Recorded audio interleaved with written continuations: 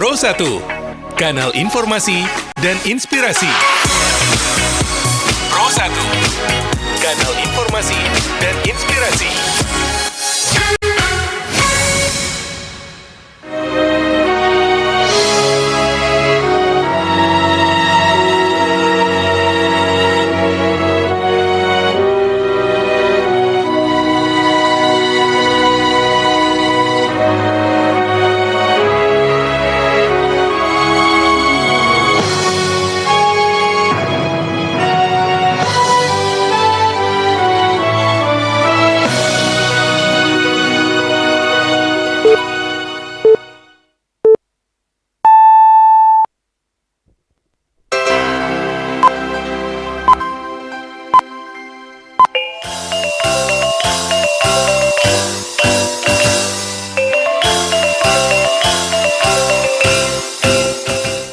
Pukul 3 balik waktu Indonesia Barat.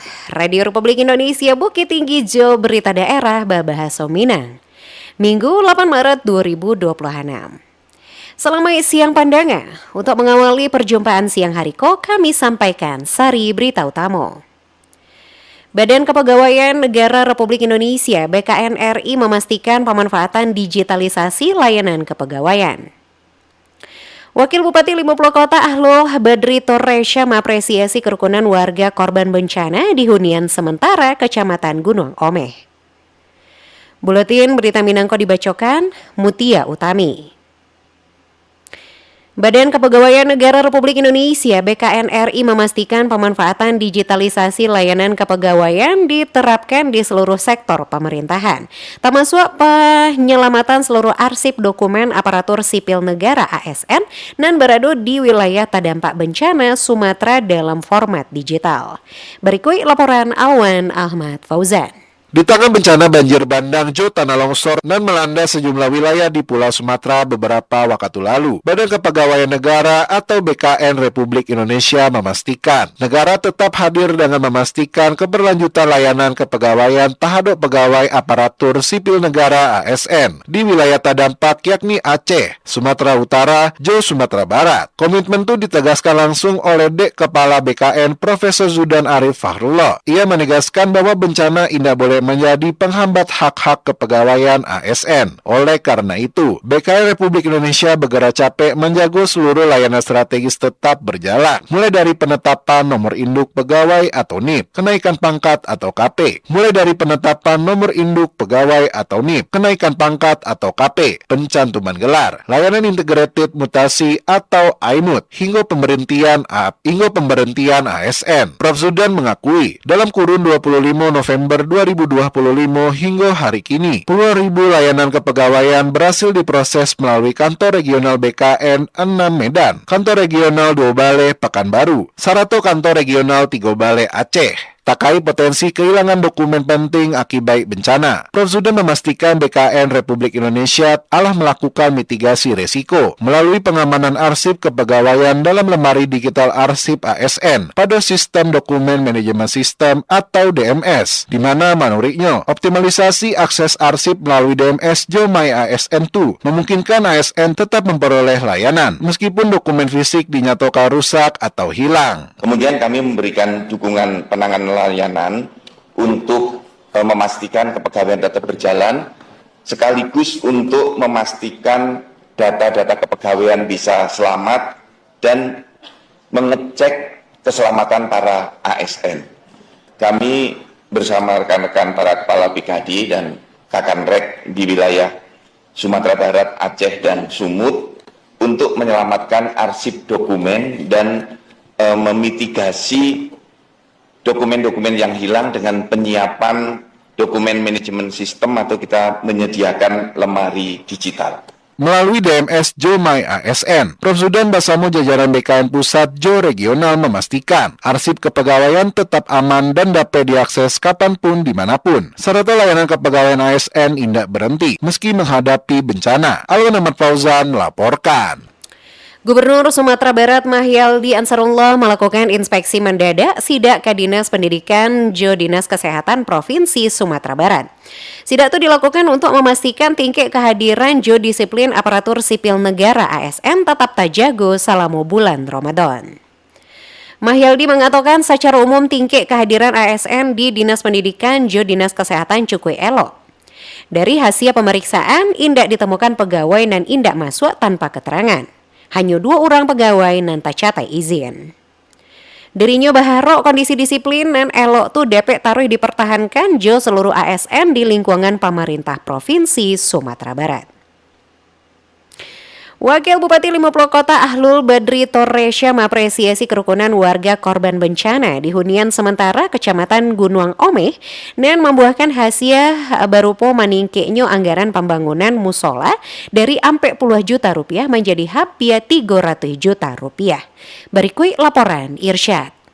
Wakil Bupati Kabupaten 50 Kota Ahlul Badri Toresya menyampaikan kabar baik terkait perkembangan pembangunan infrastruktur musola di lokasi hunian sementara atau huntara di Kecamatan Gunung Omeh. Ahlul menyampaikan bahwa pemerintah daerah terus mendukung percepatan pembangunan fasilitas ibadah agar masyarakat yang tinggal di kawasan itu tetap dapat menjalankan kegiatan keagamaan secara nyaman. Terkait detail pembangunan, Ahlul Badri itu menjelaskan bahwa anggaran untuk musola dan awalnya hanya dialokasikan segadang 40 juta rupiah, kinilah meningkat hingga mendekati angka 300 juta rupiah. Peningkatan anggaran itu memungkinkan adanya penyesuaian terhadap kualitas pembangunan agar lebih layak tahan digunakan dalam jangka waktu nan lebih lama. Wakil Bupati juga memaparkan bahwa rencana pembangunan nan semulanya hanya akan menggunakan material triplek kini dapat ditingkatkan kualitasnya jo penggunaan bahan yang lebih kuat jo permanen. Selain itu, fasilitas interior musola jo ditingkatkan termasuk rencana penggunaan lantai granit sehingga bagian kenyamanan lebih bagi masyarakat nan beribadah. Pemerintah daerah bersama pihak terkait kini tarikh memantau progres pembangunan agar pekerjaan dapat diselesaikan sesuai target dan lah ditetapkan.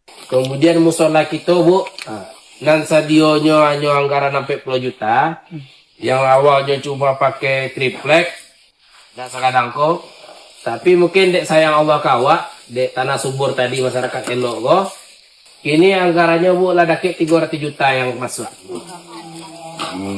Jadi alhamdulillah nanti sampai pasang granit itu aman gitu Bu. Lebih lanjut, Wakil Bupati 50 Kota Ahlul Badri Toresya berharap proses pengerjaan berjalan lancar sehingga fasilitas musola lah dapat dimanfaatkan masyarakat untuk bersuci dan beribadah dalam beberapa hari menjelang Idul Fitri. Irsyad melaporkan. Dinas Perumahan Rakyat dan Kawasan Pemukiman Perkim Kabupaten Agam menyatakan 6 dari 7 titik hunian sementara yang dibangun pemerintah pusat alah ditempati di penyintas bencana melanda daerah itu pada akhir November 2025. Kepala Dinas Perumahan Rakyat dan Kawasan Pemukiman Perkim Agam Rinaldi mengatakan, hunian sementara nan baru ditampei penyintas berada di lahan Dop Bancah Balingka, Kecamatan Ampek Koto, jo jumlah 33 unit. Hunian sementara itu baru selesai dibangun beberapa hari nan lalu, dan penyintas alah mulai menempatinya karena nomor nama pemilik alah ditempel di hunian sementara itu. Pemerintah Kota Padang Panjang menegaskan komitmennya dalam memperkuat pembinaan generasi muda melalui pembentukan Satuan Tugas Satgas Pendidikan jo revisi peraturan daerah Perda tentang pendidikan. Berikut laporan Nofri. Wali Kota Padang Panjang Hendrianis memimpin tim safari Ramadan 1 di Masjid Hidayah, Kelurahan Gugam Lintang, Kecamatan Padang Panjang Timur, Jumat malam. Pada kesempatan itu, dirinya menegaskan komitmen pemerintah kota dalam memperkuat pembinaan generasi muda melalui pembentukan Satuan Tugas Pendidikan serta revisi peraturan daerah tentang pendidikan. Hendrianis menyoroti berbagai tantangan yang dihadapi remaja di era digital, seperti pergaulan bebas serta kebiasaan merokok di kalangan pelajar. Dirinya menekankan pengawasan serta pembinaan tidak dapat dibebankan semata kepada sekolah, tetapi memerlukan ketertiban aktif keluarga dan masyarakat. Lebih lanjut, Hendrianis menyebut Pemko akan merevisi Perda Pendidikan untuk memperkuat aturan disiplin pelajar, termasuk larangan merokok. Satpol PP akan melakukan pengawasan rutin, dan bagi pelajar yang melanggar akan diberikan sanksi tegas sesuai ketentuan dan berlaku. Karena kita akan segera membuat aturan apabila anak-anak itu ada yang menyimpang, itu akan dikeluarkan dari sekolah tersebut. Yang merokok di pinggir jalan, baju sekolah dipakai dia, ditangkap sama Pol PP, dicatat, diproses, habis itu sekali, 2 kali, yang ketiganya dikeluarkan dari sekolah. Wali Kota juga mengajak generasi muda untuk memakmurkan masjid sebagai pusat pembentukan akhlak serta spiritual. Nofri melaporkan. Pemerintah Kabupaten Pasaman Barat Tarui meningkatkan sosialisasi upaya pencegahan kekerasan terhadap anak di sekolah nan ado. Kepala Dinas Pengendalian Penduduk Keluarga Berencana Perlindungan Perempuan dan Anak DPPKB P3A Pasaman Barat Armen mengatakan, berdasarkan data di Unit Pelaksana Teknis Daerah UPTD Pelayanan Perempuan dan Anak PPA Pasaman Barat, selama 2025 angka kekerasan terhadap anak hampir mencapai lebih dari 100 kasus. Armen menilai sosialisasi merupakan langkah preventif sekaligus upaya penjaringan kasus-kasus kekerasan terhadap anak di lingkungan pendidikan. Berita terakhir. Ngabuburit pengawasan pemilu ampe balik ampe 27 Hijriah, Bawaslu Kota Bukit Tinggi Jo Kota Padang soroti tantangan data pemilih 2026. Berikut laporan Joni Marbeta. Contoh dekatnya adalah teknis berkaitan dengan kebencanaan. Nah, ini memang perlu kita antisipasi dari sekarang ini. Seperti contoh misalkan pengadaan hunian tetap, ini tentu akan terkait dengan ketetapan data pemilih yang bersangkutan. Badan Pengawas Pemilu Bawaslu Kota Bukit Tinggi berkolaborasi Jo Badan Pengawas Pemilu Bawaslu Kota Padang menggelar kegiatan ngabuburit pengawasan 1447 Hijriah dengan tema pengawasan pemutakhiran data pemilih berkelanjutan 2026, refleksi dan juga tantangan kemukonyo. Kegiatanku dilaksanakan secara luring di aula lantai 2 Kantor Bawaslu Kota Bukit Tinggi dan juga diikuti secara daring melalui Zoom meeting. Kegiatan itu dilaksanakan berdasarkan Surat Edaran SE Bawaslu Republik Indonesia nomor Ampe tahun 2026 sebagai bahagian dari upaya penguatan pengawasan pemutakhiran data pemilih secara berkelanjutan dengan dihadiri berbagai unsur penyelenggara dan pemangku kepentingan di antaranya Kodim 030 Ampe Agam, Kesbangpol Kota Bukit Tinggi, PHBI Kota Bukit Tinggi, serta awak media termasuk RRI Bukit Tinggi dengan juga turut dihadiri Ketua Bawaslu Kota Bukit Tinggi, Ruzi Aryadi SAG MA, beserta komisioner dan jajaran pegawai di Bawaslu Kota Bukit Tinggi. Dalam kegiatan itu, dosen ilmu politik UIN Syekh Jamil Jambe Bukit Tinggi, Heru Permana Putra MIP hadir secara daring sebagai narasumber dengan materi berjudul Pengawasan Pemutakhiran Data Pemilih Berkelanjutan, Refleksi dan Tantangan Kemukonyo. Selain itu, turut memberikan pandangan secara luring Koordinator Divisi Hukum Penegakan Pencegahan Partisipasi Masyarakat dan Hubungan Masyarakat Bawaslu Kota Bukit Tinggi Eri Fatria SAG MH, serta secara daring Koordinator Divisi Nansamo dari Bawaslu Kota Bukit Tinggi Firdaus Yusri SPDI. Ketua Bawaslu Provinsi Sumatera Barat Alni MKN dalam arahannya disampaikan secara daring melalui Zoom meeting. Dalam sambutannya, Alni menegaskan bahwa pengawasan pemutakhiran data pemilih menjadi salah satu prioritas penting bagi pengawas pemilu mulai dari tahapan pengawasan hingga evaluasi. Menurutnya, akurasi data pemilih merupakan kunci utama keberhasilan penyelenggaraan pemilu. Data pemilih nan akurat menjadi dasar dalam menentuan kursi parlemen maupun proses pencalonan, sehingga diperlukan kolaborasi nan kuat antara penyelenggaraan pemilu dalam pengelolaan data pemilih dan bersifat dinamis. Alni juga berharap melalui kegiatan ngabuburit pengawasan pengelolaan data pemilih di daerah dapat semakin rancak dan mampu meningkatkan kualitas demokrasi untuk kemukonyo. Pemutakhiran data pemilih berkelanjutan, maka dinamikanya tidak bisa lepas dari peran aktif dari kawan-kawan pengawas pemilu dalam menjalankan tugas dan kewenangan, mulai dari proses pengawasan sampai pemberian saran perbaikan sampai berkaitan dengan evaluasi yang dilakukan. Nah, tentu ini sangat penting sekali. Kunci keberhasilan pelaksanaan pemilu itu tentu diawali dari data pemilih yang valid, karena kan tidak mungkin hasil pemilu ini tidak sinkron dengan data pemilih. Tidak mungkin yang hasil itu lebih besar daripada data pemilih yang ada. Itu seperti contoh kecil. Nah, artinya berkaitan dengan substansi data pemilih ini bagi keberhasilan sebuah proses pemilu dari awal sampai akhir itu tidak lepas dari data pemilih yang ada. Kita mau distribusi atau pengadaan logistik, tetap panduannya berkaitan dengan data pemilih.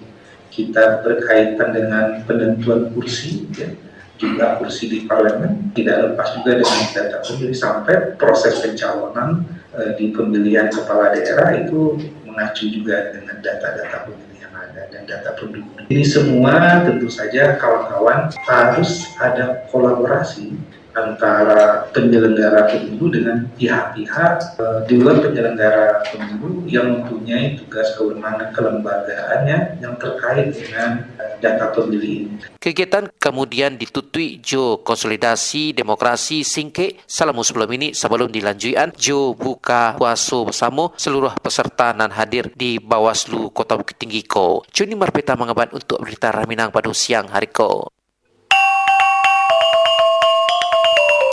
Sekian berita daerah Babahasa Minang untuk siang hari Minggu 8 Maret 2026. Berita daerah selanjutnya dapat didengarkan besok pagi pukul 6 waktu Indonesia Barat. Ambo Mutia Utami, salamai siang.